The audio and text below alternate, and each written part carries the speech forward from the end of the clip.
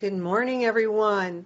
It's Spirit Sessions, A View of the Light. This is episode 46, season 2, and you can find us on YouTube as well as here live this morning. We're so pleased to have with us a guest. We're just, going a little differently here this month, post-Halloween, Mercury retrograde. We're bringing in the fringe of our listeners. We're bringing in things that really excite me. That's what we're bringing in. So Teresa found Barry for us. And so please like this page. Please share out these episodes so your friends can get it. And I'll be doing the same. And you guys, Teresa, introduce our guest and your friend, Barry. Okay, I am so excited. I have been binge watching Barry's episodes on YouTube, and I'm so excited to have him on. So here's some of the cool things about Barry that I want to share with you. One, this guy is an amazing storyteller, and he has an infectious laugh that you're going to love, but he's also been a lifetime contactee. And he, like most of us, he has spent so much of his life researching the paranormal things, the odd things, all the things that kind of pull us all together that we're learning about. And he brings this, and he's got, let me look over here at that. He's got degrees in psychology, sociology, and he's studied ethnic studies at Wichita State. And he's into the neatest things. And I've been watching his videos on ESETI, which is something I'd like to go to. But Barry, thank you for being on our show today. I'm so excited to have you. Hello, thank you for having me. I'm very honored. So what I'm learning is that waiting on the government, they're not going to necessarily come forward with all that full disclosure that we're all hoping for. I mean, it seems to be taking its time or whatever. And I'm seeing that disclosure is going to come from each one of us telling our stories, so that others who haven't been brave enough to tell their stories yet may slowly come out of the closet. And through the contacts of each and every one of us, slowly, more people are going to be coming forward. You, my friend, have such an amazing story because you've been contacted like your whole life, right? Can you tell us how this first started happening? Well, it started off when I was a child, and it's things that, by the way, thank you for everything you said. I started off as a child, but I mean, it wasn't something that I recognized then. I had a friend, a playmate that would show up, and he would tend to come around when I was always supervised. Just when somebody wasn't fully looking, he'd show up real quick and hang out and then take off. And he was doing things with me. He was playing with me, so I thought he was my age. And one thing that was different about him is, unlike the kids at school, he was a telepath. He could talk with his mind. But I didn't recognize I could do it, and it seemed like most kids couldn't do it. I didn't recognize that as being something super different, just him being more like me. And he would come by and he would have on these sunglasses that, like in the 1960s, they used to call kitty cats. He kind of had those on with a hat kind of down. He'd be riding a bicycle, an old Schwinn. And one day he even helped me at the school. These kids were going to push me off the slide. So they saw him too. So I think that says something about what these entities can do optically to you, what they actually look like, Wow. Then as I got a little older, something else that happened around that time too is I would wake up in my bed sometimes at night. I'd wake up, not at home when I should be in my bed. And I'd be in this room that's kind of a gray room with a black table on it. And on this table would be a feather, like a clear bowl of water, and then like these metal spears, like almost look like metal marbles. And what you have to do first is move the feather with your mind, then stir the water, and then you make your way to the balls and start learning how to levitate those. They levitated. So there was this school, and I've heard other people like Whitley Strieber and other people call this a mystery school. So it may very well be, although until my last time there, I didn't actually see any other students there. It was just me and a teacher in this room that I could not see, but telepathically was telling me what I was supposed to do. So the next thing would be I'm in this room and I'm being told to manipulate the balls and levitate the balls for these other students, or these other kids. And I've been asked several times, they look like hybrids to you? No, not to me. They looked about as human as we do, to me. But they're sitting there, and I said, no, I'm not going to do that because in my school during the day, the one I'm going to all the time, I couldn't do any of that stuff. It didn't work. I was sitting up there trying to move pencils on the desk, and nothing was going anywhere, and that was very frustrating to me. So I refused to do it, and that's the last time I was at that quote unquote mystery school. After these episodes, the next thing that happens is, and this was one that was really significant for me. Okay, I was in the 6th grade. I woke up one early morning, not in my bed. I was on board some craft that is very large, and there's a screen in front of me that's very large, and I can see it looks like we're over some type of a mountain pass, that's snowcap pass, and there's 2 ships there. I've actually got an illustration of this on my YouTube channel. All right, it's called the Acid Rain Experience, UFO Acid Rain Experience. So see these ships out there kind of look like they're sucking up smog or mist or something into their clouds, into their underbelly, and they're shooting out like a light after that. Okay, and on the side of the screen is an entity, insectoid, with a white suit on with these gold sash on it, and he's floating kind of a little bit above the plates, and the plates kind of look like, you remember that Simon Says game where it gets, it looks kind of like how they did the red buttons, the yellow button.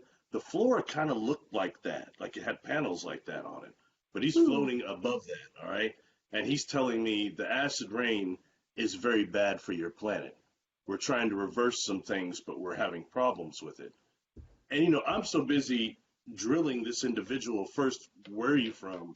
Where do you want? What do you want? And I've never heard of acid rain. Are you lying to me?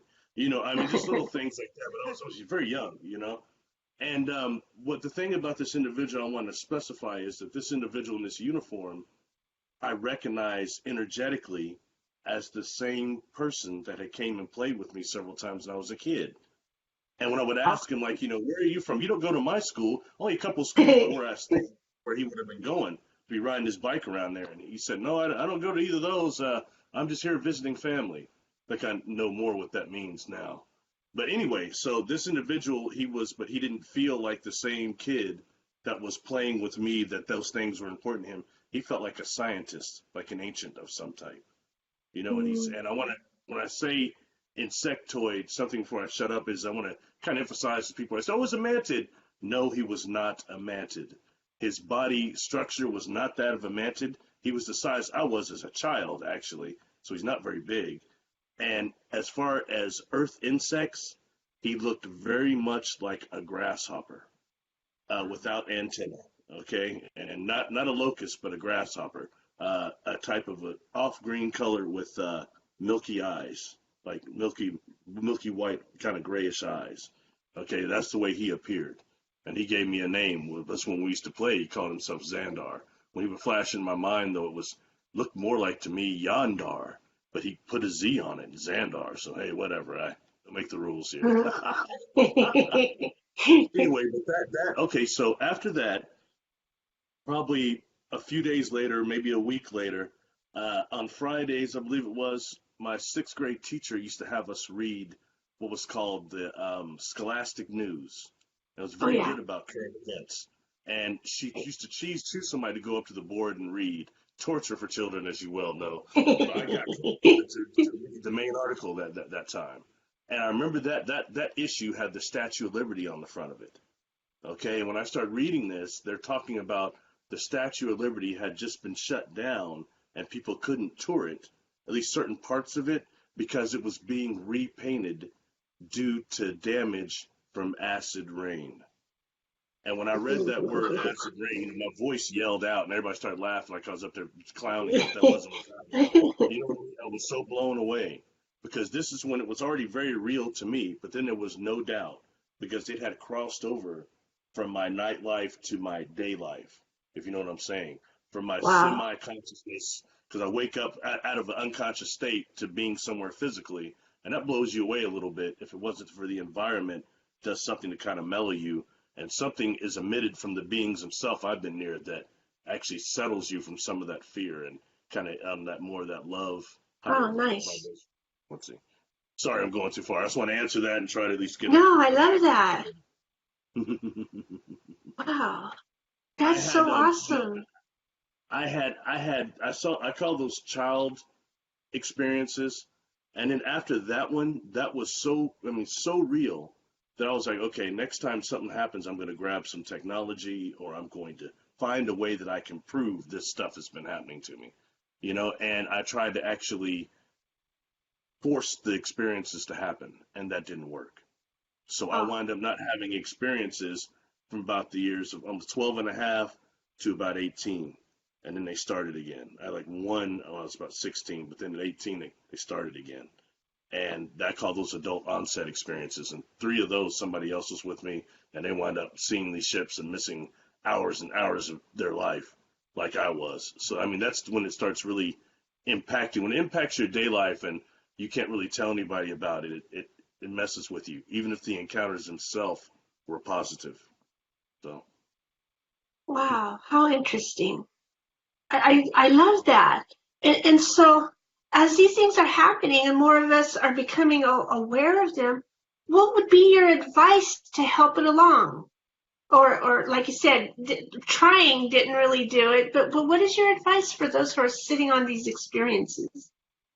I'll tell you, the fortunate thing is that it's a different era now, and they won't be quite as, I think, ostracized as I felt. One was the fact that I'm African American, and as a melanin dominant man, when I start looking for other people having experiences, I couldn't find anybody that looked like me. That was also distressing. So right now we've got the communication going that is up, and I would say don't hide from your experiences. Don't be afraid if it's like right now when I talk about my experiences, they sound really probably coherent. But the truth is, after each one of these experiences and all these things that was happening to me, this stuff became fragmented, especially the further I got from the event horizon itself. It starts getting fragmented. So it's not this great story you hear now. And you have to do things. Like the first is don't deny the spirituality that comes with this. And more I speak to the people that are positive encounters and positive experiences. Mine were not negative. I was not abducted. I was not sexually messed with. There was no sexual connotation to my experiences. Nothing like that, okay? And neither was I a part of the government, either the military. So I can't represent that part, but it's interesting when I get to talk to some people like Corey Good and people like that I've been able to interact with on these panels now that actually brings some validity, although our stories are somewhat different. You know what I mean? But it's the whole conglomeration we're trying to get here. And I tell you, the more stuff I learn, the more in the dark I am. Anyway, what I would say is, and the answer to your question is, don't accept the spirituality that often comes with this, and don't deny that. This is the era now when we start going around, especially in some of these ufology and New Age communities. A lot of people want to act like they're gurus and shamans, and we're just people, okay? And not this perfect thing. Let the ego go, and let's start talking about our experiences so we can incorporate the scientific community and really the free energy people. They need to start listening to a lot of us that have had these experiences that can describe this technology, that describe what they've seen, what the knowledge and information that's being transmitted during the contact. So that's what I would say. Kind of stick with the spiritual a little bit. Don't be afraid to explore that. And most importantly, even if it's something like, I think 85% of our population has had contact at this point.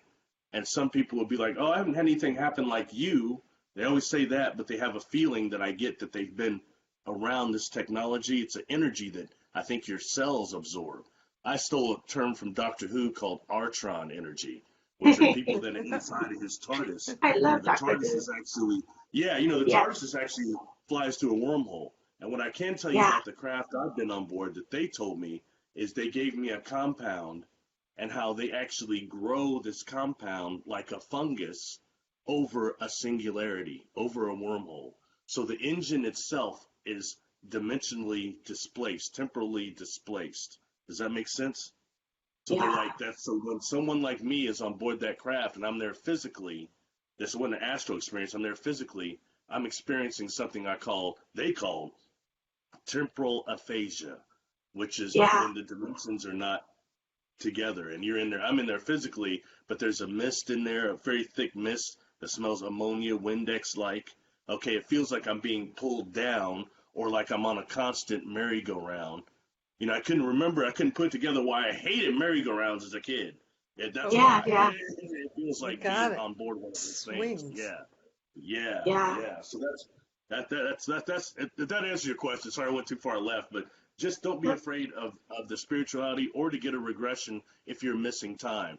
I was one of those people. I walked around for several decades saying, "Oh, I'm Mr. Conscious Experiencer. I'm not like Travis Walton and those guys. They don't remember what happened to them." But the truth is, I can only remember a fragment of things for missing almost 20 hours of my life in 4 separate experiences. So I didn't remember much, really. But I was against getting hypnosis. Then I have an accident that actually forced me, that it was involved in my coming forward. I took 4 catastrophic traumatic brain injuries, all right? So I died in the way of the hospital. I had a near-death experience, a very vivid one, and recovered. And I was blessed enough to be recovering without a lot of the deficits that I probably should have had. So that is kind of along the same lines as far as sorry, I don't know why I even went into that. I went too far with that.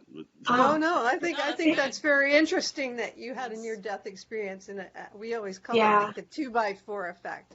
Some of us need a 2x4 up to wake up, to wake up, and unfortunately, you want to get there before the 2x4 hits, but apparently, I can understand, being a black man in America, why these people or any people of color, why they don't want to come forward. They're already kind of targets in a lot of places because they're minorities in a lot of places. And I know our native population up here has a lot of experiences, but they have a different kind of community thought of that. So it's easier for them to come forward and that way.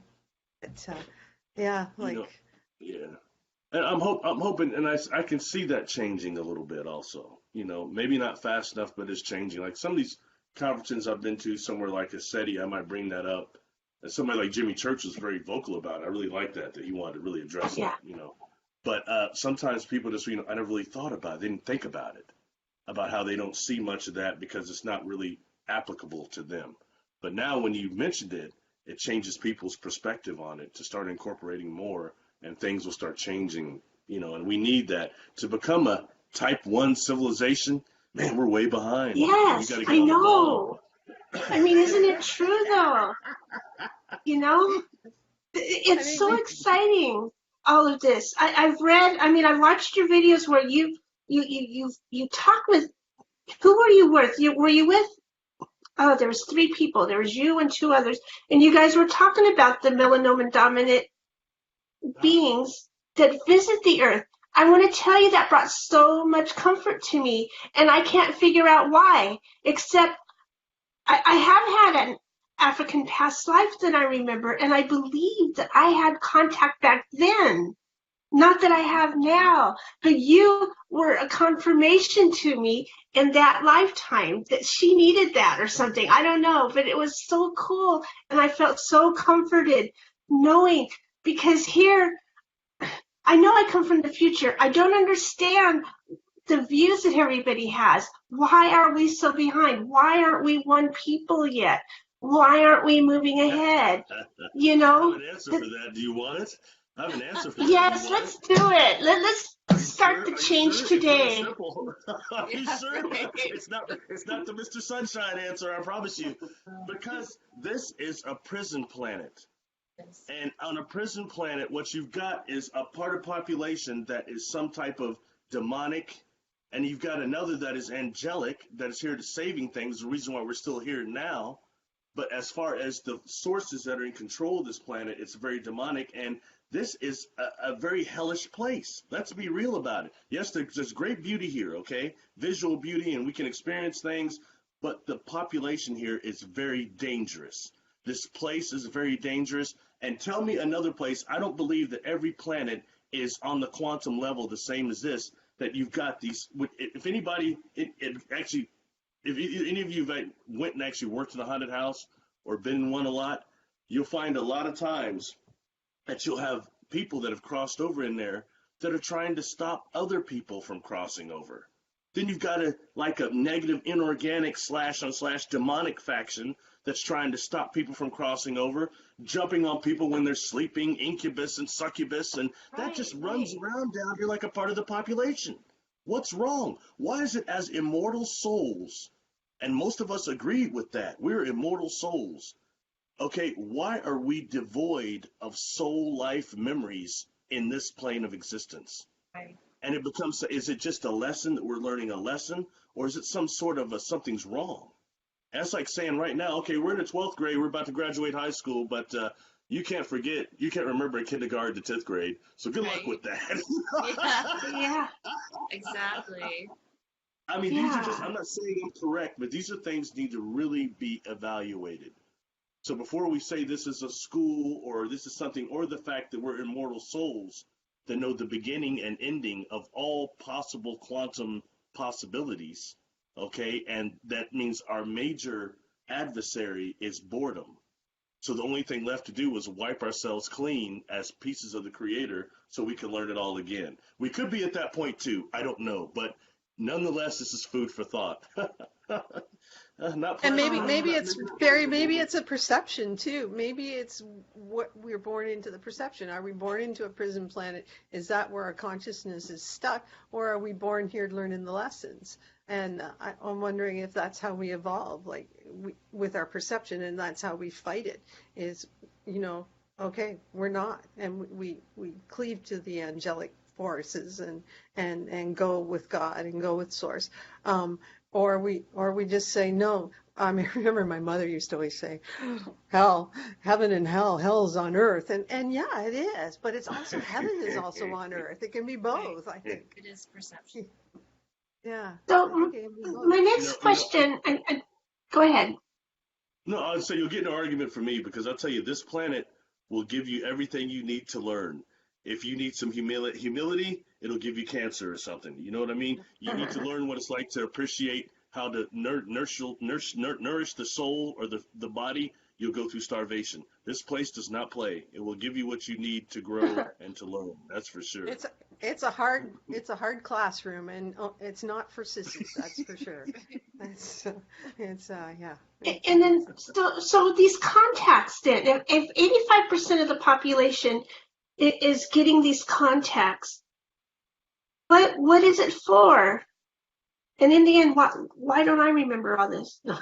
One is, I believe a lot of this occurs on the superconscious level. The beings that we're dealing with, the higher vibrational beings, are so fast that it's hard for them to slow themselves down and for us to retain memory when we're moving that vibration. That's why it's easier for them to hit us or to contact us in the dream state, especially if we're powerful dreamers. You know what I mean? They can meet us halfway. And in that way, that's why I don't discredit people that say they have astral experiences. I had two, but I didn't count those because they weren't physical. I couldn't touch stuff. You know what I mean? But the thing is, during an astral experience or a quote unquote dream experience, when we experience another dimension, it's going to be like a dream to a way. But those bodies, the dream body, the astral body, is not subject to the same physical laws as this body. Therefore, you won't be there getting sick with temporal aphasia like I was, about to black out. Yeah, I've seen people having astral experiences on board a craft, and they look kind of like some of the beings look partially transparent. So I know they're halfway phased out. So that tells me that they're actually in astral form. But guess what? They're not holding their stomach like I am. They're not about to fall down like I am. They're just, so that tells you something about why they choose that medium for contact quite a bit, if that makes sense. Does that answer your question? But the thing is that's why I enforce the hypnosis a lot. Once you unlock your subconscious and your superconscious all the way down to what they call the theta and the delta levels, you can release these memories. For me, I tried. I got certifications in hypnosis two times, and I tried to sit there and hypnotize myself, and it didn't work. I tried pranayama. You name it, Ekankar. I tried all this stuff to try to bring back these memories that I was missing instead of more just having fragments. And I got a little more, but not like laying down and letting somebody else regress me. And So that's coming from somebody that's asking been for a mental friend, who would you go to find these hypnotists and these regressionists? Like, you just don't look yeah. in the yellow pages, I take it. No. In your area, look up the people who are claiming to be hypnotists, and then find out their credentials. Which institution did they go to? Like the School of Hypnotherapy, something that makes sure that they're accredited with a real type of degree. Then the second thing, I really want to impress this, all right, is that please set up a time, a couple of times to go and meet with this person and build up a rapport before any monetary exchange is ever done. Because if it's somebody you built a rapport with, they'll most likely be able to get you into trance a lot easier than somebody you just met and you're unfamiliar with. And you know what I'm saying? So that's one of the Right. main things too. Make sure that they're credentialed and they can do it. There's different types of hypnosis. Like I know there's the quantum healing hypnosis. That's a good one, I'm sure, but that didn't work for me. It wouldn't work for me. I had to actually go through something that's even more like an Elm, which is a quick induction for most people, but even that took the hypnotherapist like 30, 40 minutes to get me down, or to get me into trance anyway. So that's kind of what I would advise on that. Just take your time, make sure you meet the person and check them out, so that way you know what you're getting and you're not apprehensive at all about that. Cool. Wow. So So, is it cool. if you basically, like, the way I'm trying to understand is, like, if you're seeing the light shifts, chances are you've had contact, right? The light shifts are Yes. just kind of okay. Because I know there's a lot of Yes. people who are seeing the light shifts. A lot of people Yeah. that think, oh, I'm Uh-huh. just seeing that, and they don't think there's anything else. They think it's just limited to the light shifts, but chances are they probably had more, right? And a lot of times, even a bigger thing is if you were even watching it and you lost like you were watching for a minute, it didn't feel like it. Even a minute and a half, something like that. That's time enough for all quote unquote. I don't like this term, but downloads to come in that that communication is open. And more than likely, after witnessing such light shifts, that following that night, you have very odd dreams.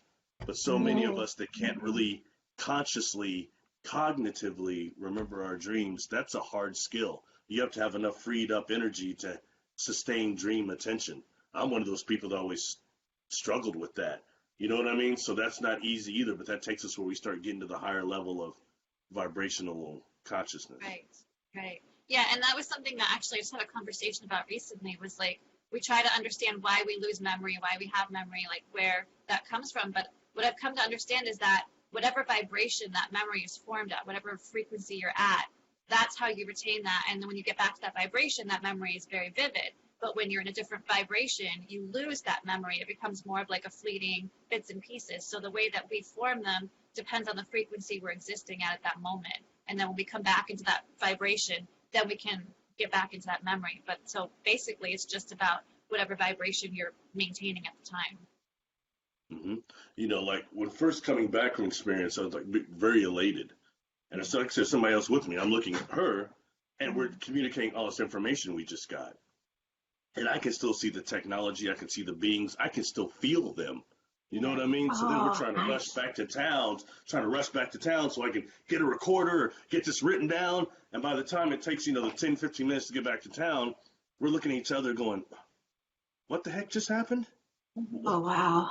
You know what I mean? Wow. And we were still saying some of the information was still there, but like I said before, the further we got from the event horizon itself, the more that memory started to fade. It's harder for the retention of memory, and that's due to exactly what you just said. You nailed it. That vibration that we form when we're in that actually atmosphere, in that consciousness, and in here it's different. That's part of that temporal aphasia thing too. It all ties in. You know what I mean? So I agree. I love that. So if we're ready to switch gears just a little bit, I want to hear those stories again about the Sasquatch and your experience. Those were so exciting. I can't get over it. I want to share it with everyone. Okay, for starters, somewhat knew the Bigfoot phenomenon, at least because, I had some reasons to maybe think that despite all I've been through, I was not sure outside of Leonard Nimoy on In Search of, did they really exist? God bless his soul. I wasn't positive, you know. But before I go to the SETI Ranch, the first time to speak, which was in 2016, I believe. Excuse me. And I start obsessing about albino Sasquatch, white Sasquatch, and I'm looking up everything on the Thinker Thunker, MK Davis. I'm watching all that stuff they have up on white Sasquatch. I mean, to where a point I was hanging out with my brother a few nights before I actually went up there, and he said, "What are you doing?" I said, "Oh, looking up this white Sasquatch thing." And it was so odd, but I didn't think of it as any type of a telepathy. That's not the way I recognize telepathy. Okay, Right, it seemed like a right. weird obsession. When I actually get to the ranch the first time, which sits just outside of Oregon in the Washington Trout Lake, but to be quite honest with you, I'm from the Midwest, and I was unprepared for how remote that ranch was.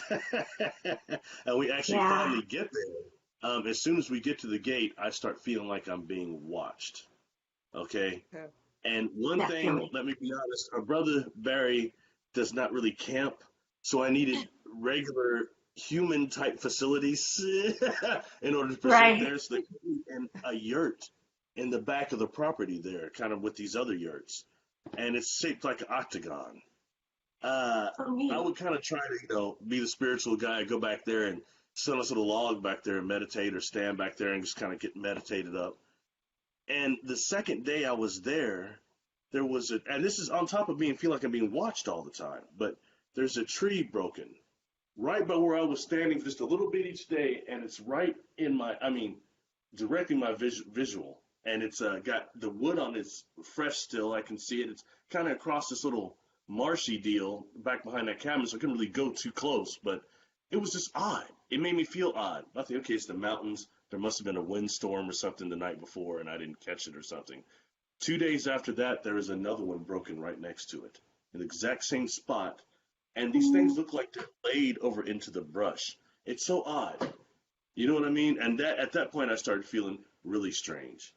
We go through this conference and everything.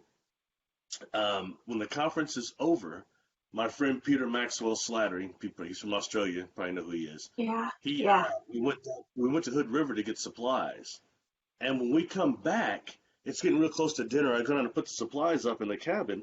When I get down there, there's a on the doorstep is a rectangular rock, like a river stone, and it's set up like vertically. If it would have been a little darker, I could have stepped on it and tripped.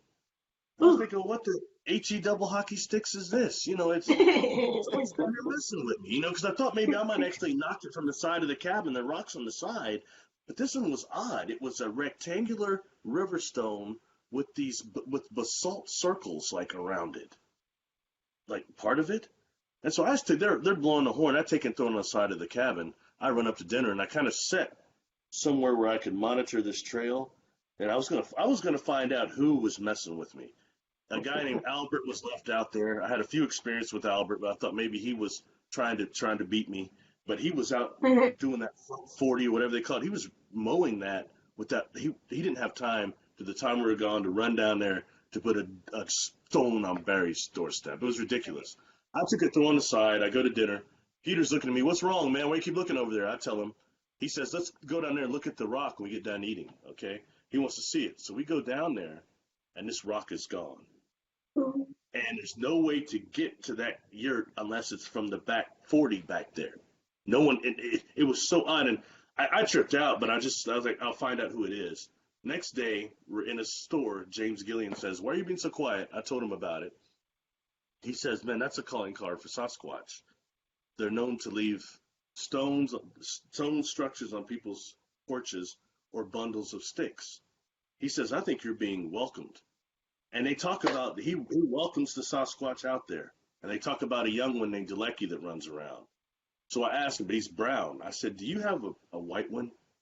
His eyes got kind of big. He looks at me, he goes, and we've got a cream one too.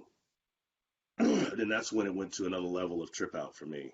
Now, I don't sleep well. As many contactees, I don't sleep good. I'm awake most of the time. I couldn't sleep out there, so around 3, 4 a.m. I'm still up, and I'm out at the field of dreams looking at UFOs out there. It gets very active at SETI at 3 a.m. You can see UFOs coming out of the mountain, going in, just more activity. So on top of that, and feeling like I'm being watched, freaking out, basically, I walked back down to the cabin. It's a long walk down there around the chicken coop. And I just turned off my flashlight, and I said it verbally, and I also sent it out telepathically. I said, hey, look, when I was in my hometown, I wanted to have an experience and all that, but look, that was really just talk. And he went on the bushes for me.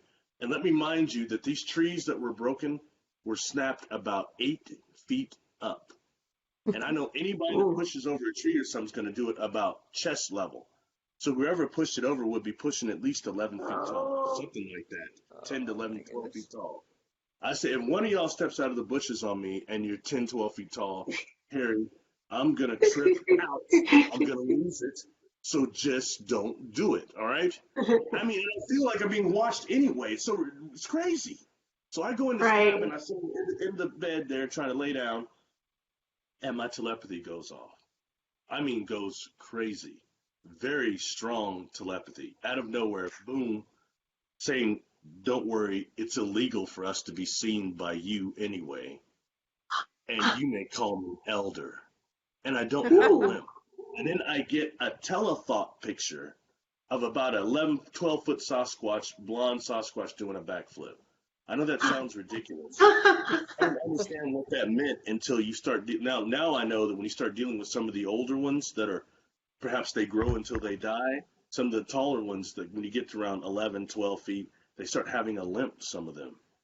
Like even at different in the tracks, you can see it. So I think that's what he was referring to. He doesn't have a limp.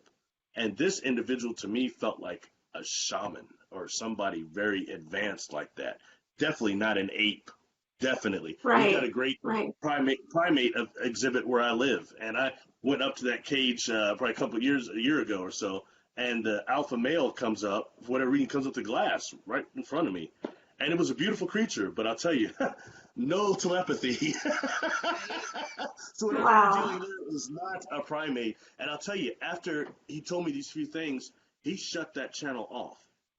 And I literally wound up sitting on the end of this bed going, trying to fire it back up and nothing. You know what I mean? So that's one thing that happened when I was there that time. Now, quickly, going forward, I got invited back to speak the following year. And I'm waiting in the dinner line, which is very long that night. And there's this gentleman, Caucasian gentleman, they're very outgoing, named Tom Powell. Spelled with the H, like the Thom Powell. Anyway. Okay. He said he was an astronomy teacher, and he's talking. He goes, well, you know, this is the UFO conference. He kind of leans into me. He goes, oh, Barry, really? I'm not the UFO guy. I'm the Sasquatch guy. I looked at him and said, really? Right. And we went over to his cabin thing and sat out there on those chairs and talked for hours. He had a guy named, I think, Bob with him that was a psychic and also intuitive that helped him on some of these I guess, conferences and excursions they did. So he starts telling me a lot of things. First of all, let me say, this man's knowledge was so amazing. He knew a lot of the people we know, quote unquote, Sasquatch hunters, but he's kind of the real deal, non-media size. Like he's telling me, he said, people want to really get their attention, grab a trash bag and start walking around the forest picking up trash. That catches their attention real quick. Yeah. He takes this leaf. It's like an oak leaf or something, a big one, and he puts 2 eyes and a mouth in it. And tells me, why don't you take this and put it where that rock was set around your cabin? He said, and remember that you're dealing with beings that are so aware of every minuscule of their environment that sometimes they will change something on that level to see if you have the heightened awareness to catch it. So I put this leaf out there, and it sits there like 3 days. I felt ridiculous, okay? No one really knew what I was doing, but this thing, it finally dries. Nothing really paranormal happened. It dries up, and I crumple it and just let it blow away in the wind. Then the conference ends, okay? And 2 days after the conference is over, I go down to this cabin, and there's a red lava rock laying on my doorstep. And the first thing I said was, okay, there's a few people still left out there, not many, about 7, 8 people. I immediately thought, okay, because what happened to me the first year became very well known out there. The broken bushes, they even left them up. So I said, okay, somebody's trying to make an idiot out of the Midwest guy. And I'm not going to have that happen. You know what I mean? So I went around, I interrogated every person out there. And I was convinced that not one of them actually did it, you know? But there's one person left, the great James Gilead. He was down there around that yurt planting trees. He was planting trees that day. And I caught him over by his cabin. I said, you know, James, he's planting one. And he held his glass. I said, James, you down there messing with me, effing with me, you know? He's like, what are you talking about? He's kind of smiling. I said, you down there putting red lava rocks on my doorstep. And he starts laughing. He goes, no, man, I've been doing this. I didn't have any time to do that. And I kind of believed it when he got done, when he actually looks at me, you know? And I start walking up. I said, well, you know, someone's down there effing with me, and it's a person, and I'm going to find out who it is. And I got a few steps away, and he took his shovel and he shoved it in the ground. He goes, hey, Barry, how do you know that? And it made me feel odd. That's all I can tell you. It made me feel weird. I said, well, okay, I'm going to go down and get my computer so I can take it to the main office and charge it. I get down to the cabin. I start hearing the yurt. I start hearing this sound. I go behind the yurt. Coincidentally, the spot I normally was trying to stay, tried to meditate by the log right there. And on one of these trees back there is this baby squirrel coming down. Okay, now I do know squirrels a little, but this squirrel was emitting like a melody I have never heard in my life. The oddest sound. And it comes to a branch that is maybe 10 feet away from me, if that, over my head. I mean, it's close. And it's looking at me directly in my eyes. And it's even turning to the side like that, and then going like that, and making this sound over and over again. And I'm like, was this thing going to jump on my shoulder? You know what I mean? So I went in the cabin, and I got my emergency cashews. And I said, maybe I can get it. So I get the cashews, and I come out with them. It takes off up the tree and jumps to another one, and it starts moving so fast I can barely track it with my eye. Okay, and I'm standing here looking like an idiot. I got like a bottle of water, some cashews, and I'm just standing there, and I eat the cashews, and the squirrel comes back down, and it gets on the same limb, and it's making this sound, and it makes me feel so odd. And when it finally takes off, it goes up the tree, jumps to another one, comes down, jumps on the ground, makes this sound, looks back at me from the tree, looks back at me, then makes this sound, jumps on the ground, and takes off right on the back 40. Coincidentally, after I got back to town the day before, James Gillian told me I could show you some tracks. And he took me to a spot back there on the back 40 behind the yurts where there's like a drainage ditch over there. And he said, well, it hasn't rained in a while, so we can't see that. They won't make any prints. But, I mean, this thing went that way. And, you know, I tell you, ladies, I sat there. I just stood there for at least 10 minutes. It stopped my world. And all I could say is, did I just encounter some type of a shapeshifter? Oh, what I want to tell you, what lured me to the back of the cabin when I walked in to get my computer were these little rock structures, these little, like, skipping stones. They were down in the ground, and it was like a pine cone pushed up against it. And one of the pine cone looked like it had been threaded with one of the needles right at the tip. It was very little, but I caught it. I caught a couple of them, and that's what kind of took me to the back of the cabin. And when I pulled one of them out, I couldn't get one of those things in there. So the squirrel was connected to these little structures. Now, unless that was Alvin the chipmunk, and it had a river that was going like that, and got it down into the ground, there's no way. You know what I mean? So I called Tom Powell because he told me, he said, well, tell him Tom says what's going on and let him know I said hello and things like that. I called him. I said, you know, I told him what happened. I said, are these shapeshifters? And he said, oh, I've definitely heard that several times. And he had said something else to me when I met him. He says something else. Sasquatch lives in trees. And when he said that, I said, do you mean like they like make cabins in the trunks, like in the redwood forest? He's like, no, Barry. And I said, do you mean they're arboreal? They maybe in the treetops? He says, no, that they can change their molecular structure to symbiotically meld with the tree.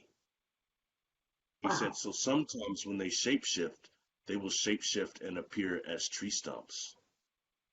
Ooh. And just the things he was saying was so heavy. You know what I mean? But and then there are other things like leaving off the property. I went out there a third time to speak. The third time I went out there, all right, it was different, but you can see Hood River or Cat White Fish, something like that, river across the street from the SETI. You can go. There's a ledge. It's really beautiful bridge over there.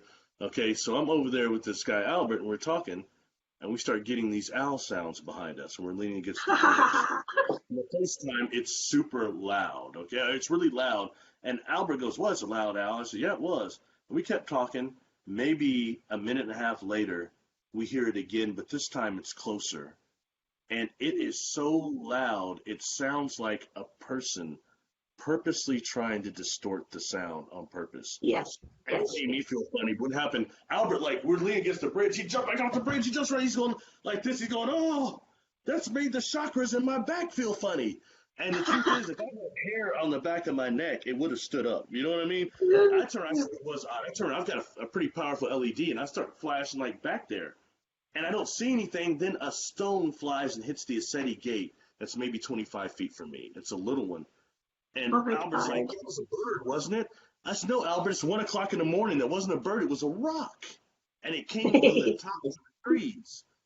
I remember he looks at me. He goes, well, hey, everybody calls me B a lot of times. He says, hey, B, maybe we should just go back on property. I said, yeah, I think so, man. You know, so Time to go, yeah. Back up there, we're hearing these cows mooing. Like one coming from I heard that. And another one sounds like it's coming from what's called Sleeping Beauty, another mountain range over here. I mean, and they sound like they're being purposely distorted too. It's so odd. And I was like, man, that one of those sounds like it's coming from Tom Powell's around where his little trailer is over there. And I said, man, we should go tell him. And we start looking over there. It's nothing but a black trail over there, dark trail. He's like, I'm not going over there. Are you? I say, no, I'm not. So we go walking by the Field of Dreams. It's got to be 2-something by now. And there's one individual standing out there. And somebody says, I'm going to see who this is. So I went and looked who it is. And when they turn around, it's Tom Powell. Okay. And I'm telling him, I said, did you hear these sounds over here and everything? And he's looking at me kind of weird. And he pulls out these things. He's listening to Duran Duran. It's just black. So I can hear what you're saying. I was watching these UFOs going in and out of the mountain. I said, yeah. I said, man, I'm hearing these things are over here messing with us, and they're making cow sounds, and one of them's by your trailer. I looked at him and I said, are these things following you around? And he's going, well, Barry, it's been said. It's been said. And he's telling me stories like he was at Mount Rainier, and he's got property that's really active, and he's out there doing camera traps, and they're avoiding the cameras. And then he starts hearing about mind speak, which he doesn't buy. And he asks the farmer out there, he says, have you ever heard of telepathy with these things? And the guy says, oh, yeah, we get that all the time. And my wife and my daughter gets it more than I do. And then and she tells him, said, matter of fact, I was out smoking a cigarette in the front yard, and they were hitting me. One of them was hitting me. And Tom said, what did they say? They said to stop trying to trick us. He said, they were talking about me. You know, and he said something happened before. He's out there till 5 o'clock, 4 o'clock in the morning, banging on sticks on trees, and he doesn't get anything back. And he says he folds everything up and drives home. He says from Mount Rainier, his house is something like 2 hours or something like that. He drives and gets home. He's getting his equipment out of his car, and he hears a respond knock on the trees on his property from that group of Sasquatch. Oh. And he said, I knew what they were doing. I was messing with them. I got home. They said, now we're going to mess with you. Figure this out. That's so cool. The 100 monkey thing, they have to be using these portals. They have to be doing it. Right. Yeah, I mean, just fascinating stuff he was saying. But that's kind of what went down the second time to where, last thing I'll say is before the night, like before I left, I'm walking on property, not going quite off the gate now, on the outside of the gate, but we're hearing these things yelling again. This time they're yelling. And you can hear 3 of them coming from the different mountain ranges. One from the back of Asceti, one from around Hood River over there, and another from Sleeping Beauty. and it's so loud. By the time we get back towards kind of where the main property of Vassetti is there, people are running out of their cabins. Go, what is that? I mean, Oh several people. wow. One of them Yeah. is Larkin O'Toole, Peter O'Toole's youngest son. He was on the Oh panel too. wow. He ran out of his little yurt with uh, equipment trying to record it. As soon as he came out, they all stopped. Oh. Ooh. And I just sat there. I looked at everybody, stood there. I looked at her, I said, look, is it just me, or was that very discerning, those sounds? I was like, yeah, it was a little nerve-wracking. And the lady that helped me with my website, Elizabeth Diane, she says, she looks at me, she says, to me, they sounded like whales out of water. Oh wow. And that's when I started thinking, well, that's infrasound. Anyway. That's cool. So cool. That's so cool, Barry. We got to I have love you back. this. I really Yeah. wish you could come back. I'd love to go to. Yeah, we got to do this. Yeah. Yeah, we got to go. Take me to the city, you guys. I got to go. To do If you this. guys have a chance to go, please go there. You won't forget. It's a beautiful place. One, Mount Adams is right there. James is really cool. And it's just a very spiritual place. It gives you a chance, love it. like the third day you're there, if you have any Right. trauma, it kind of brings it up and gives you a chance to deal with it. So if you're a Maybe we warrior, got to get it'll James help on you. the show If too. you're not a warrior, you'll get out Yeah. of there. You'll run out of Right. there. Oh wow. I got to do this. Yeah. Yeah. I've been near there. I've been to Rainier. I used to live in Washington for a while, but more toward the beach. But yeah, I want to do this. So Barry, a couple of things before we let you go. What's next for you? What would you like to promote right now? And tell the people how to get a hold of you. Okay. For getting a hold of me, you can go to my website, which needs much work, but at least the links to my social media is there. Most of my work is on YouTube, Barry Littleton on YouTube. I'm always enjoy subscribers and likes. I got blacklisted or shadow banned Right. on there, so I Yeah. didn't know what that even was. Anyway, that's one. Also, yeah, I'd say Facebook would be the main way. And I want to also say that I'm going to be speaking actually in January in Australia, in both Sydney and Melbourne. Oh, neat. So I'll be speaking Ooh. with Peter Maxwell Awesome. Slattery, James Ooh. Gillian, Jordan Sather, and also the really Yes. cool Edge of Wonder guys. Yes, Ben yes, and, I love Rob. them. You know, Yeah. it's just Yeah, me. It doesn't Teresa's Rob going to hit Counts them all kind of- up to talk to us, so you put in a good word for us. And Rob then, Counts looks like John Stamos. Anyway. Yeah, oh, how funny. Aha. That's so cool. But yeah, That's so so I'm looking forward cool. to that. And then I'll be at the the California Conscious Life Expo when I get back to America. Ah, I'll be speaking so there. busy. One of I many love people, it. but I'm looking forward. It's a chance to meet some really cool people and just communicate with people Yeah. like you. Get together. I love it. Very cool. That's Very beautiful. And Bex, do you have that most important question? I do. So, if you had to choose a song to be the theme song of your life, what would it be? We're in this love together with Al Jarreau. Woohoo. It's an older song. Yeah, just that song. 'Cause Yeah, I it think is. that really that can be you're in love together with life or with these experiences or with different beings or with the love of your life, your spouse, whatever the case may be, Yes. children, whatever the case may be. I think that illustrates my life quite well, though. I've been blessed in that Yeah. way. You've given that song new meaning for me. I love it. I will always think of all of us, what we're doing here together now. I love that. So thank you. Thank you. very cool. Very cool. Thank you very much for having me on. It's been a pleasure, definitely. Yeah, thank you. We love to catch up Sorry, with I you felt once like, I you felt get like I back. talked too much and I kept cutting people you were off. I hope I good. didn't do that. And No, No, answered we everything love you it. wanted We to love say. that. We love the that. stories so are so well good. Yeah. I love it. And I think, honestly, like at the end when you were talking about how the Sasquatch was able to be at the place where the guy, at his home, Teresa's been working with her own contact. And I think for you, Oh, Teresa, yeah. that validates that you don't have to go Yeah. where they are. You just have to set the I intention know. to contact them and they'll come Oh, to you you. guys, So this that's is so beautiful. wonderful. Yeah. Spirit's telling me to bring this up. Something else, and it's something I don't talk about a lot. At night, if you're around those properties that are active, I kept picking up around 4 a.m. this really light, like chanting. And when I say this, I was picking it up like I remember. telepathically. And it sounded something like a cross between a Native American chant, dance maybe, and a Gregorian chant. but it was so light. I kept picking it up, and I'm thinking, man, okay, maybe I'm picking this up off the land from the tribes that used to be here, But then I find out later there are people say that they've heard Sasquatch chanting only near human habitations, and that they think it's a protective prayer. Don't know if it's for them or for us, but nonetheless, I was picking that up, and I never would have thought it was, well, it must be Bigfoot chanting I'm picking up. I mean, come on. Just out of spiritual, I love it. To mention that. See, that's what time I'm up. I get up actually about 4:50 in the morning, and now it's like really cold. But when it was warmer weather out here in Tennessee, I would go outside and at 4:50, and I do my morning practice. I do qigong, I do my own little chanting and stuff, and I had so much fun. But then I started hearing these owls. Whoa, whoa, whoa, whoa, whoa. They're going crazy out there. And then I would hear the cows, and then I would hear the donkeys. I mean, it was all so cool. And there is another place down the road from here where I go and I feel the Sasquatch there. It's like I feel it so strong, I can't believe I'm not looking at one. I feel it.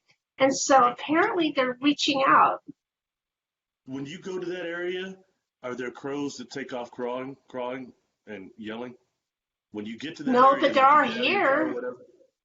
There are here where I live. Crows are like crows will inform them when people are near. Yeah. Oh, we have there's an insane amount of crows around where I live. A lot. Oh wow. Like maybe 50 that will fly over, in the evening, and then I dig crows. I think they're cool. Yeah. Yeah, I like them. But I am in the woods, so that helps too. Yeah, see, I love this. You guys, that's going to happen. Your activity ramps up tonight. Your activity might ramp up tonight. I'm going to start paying attention. I'm going to be outside looking. Yeah, yeah, we are getting everybody outside. So everybody, tell us your stories. We want to know them. Share them in the comments. This is exciting. Let's get our information out there. Let's share it with each other. Encourage each other. This is what's going to be exciting for all of us and help us along. Yeah, I'm sure it's all connected. That's what's happening right now, because I understand there's somebody that we're aware of that needs to speak forward. So I would encourage Rhonda. I would encourage you to do it, even if it's just on the private platforms. You get to talk to other people, but it just helps, I do. I mean? Yeah, sure. Yeah, and that's the chance that I think humanity's being given to save itself. All of us weirdos having these experiences, because it's always been going on. Everybody talks about ancient aliens. Let's talk about the present aliens. Yeah, like who cares about what happened in the past? Yeah. For sure. I dig it all. That's so cool. I love it. So, Bex, do you have any announcements? I do. I have the winner of last week's Share It Out, who won a reading with me. And that is Nancy Louise. Congratulations, Nancy. I will be contacting you. Yes. And whoever shares out this week, whoever shares out the most will win a reading with Teresa. So make sure you share this out. Invite your friends. You do watch parties like Rhonda and I do. And just get it out there. We'll also have it available on our YouTube channel within the next day or so. And for any past episodes that you'd like to see, they're all available on our YouTube channel, Spirit Sessions of View of the Light. So check us out, subscribe, and you will get all of the videos as they come up. And then, again, be able to watch all our past episodes as well, which have a lot of great information. And if you missed our other episodes this month, they have been very similar to today's. We're kind of running. We've been rocking. So many different aspects of these contacts, of Sasquatch stuff. It's funny how we're kind of, it's never intentional, but I swear we have months where it's all the same thing. And it just gives us all these different aspects and ways to be able to perceive and understand deeper what's really going on. Again, if you guys have had any experiences and you want to share them, leave comments, below. Let us know what you've been experiencing, because as we all connect with each other and share our stories, we're really giving more life and more validation so we don't feel crazy, right? We're all going through these things. So let's share in them, and let's, really celebrate that we're all in this together. Woo! Yeah, I think that's it. Thank you. Yeah. Oh, and next week's episode won't be live. It'll be pre-recorded, just in case But anybody wants. we've got a cool person coming on. We do. Because they're in different time zones, too. So that's awesome.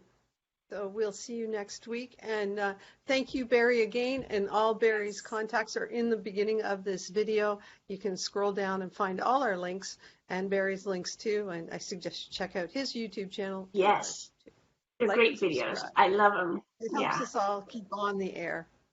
Absolutely. Thank you very much. Thank you. Great. Yes.